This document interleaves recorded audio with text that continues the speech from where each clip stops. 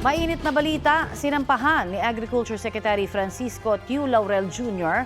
ng mga reklamong cyber libel ang dating kongresistang si Zaldico at si Attorney Levito Baligod. May ulat on the spot si Bernadette Reyes. Bernadette? Tony, magkahiwalay na reklamong cyber libel ang hinain ni Agriculture Secretary Francisco Tiu Laurel Jr. laban kina dating Ako Bicol Party List Representative Zaldico at Attorney Levito Baligod.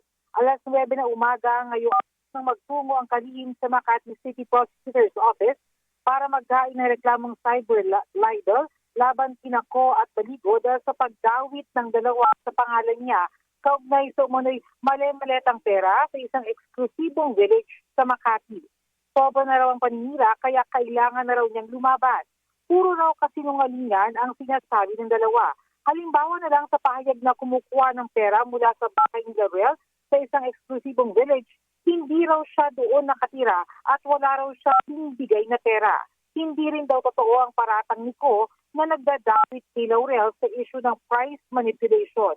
Hindi raw malaman ng kalihim kung bakit siya dinadawit pero marahil dahil daw isa siya sa mga miyembro ng gabinete ng kasalukuyang administrasyon.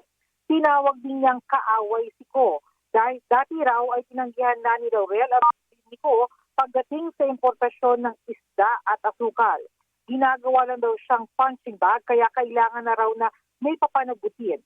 Sinusubukan namin kunin ang panig ni Ko at Baligod ukol dito. Samantala, tiniyak ng Laurel na sapat ang supply ng mga produktong agrikultura, partikular ang bigas, sa kabila ng tumataas na presyo ng produktong petrolyo. Marami raw nakaimbak sa mga bodega ng NFA na bigas at kasagsagan ngayon ng harvest season. Connie?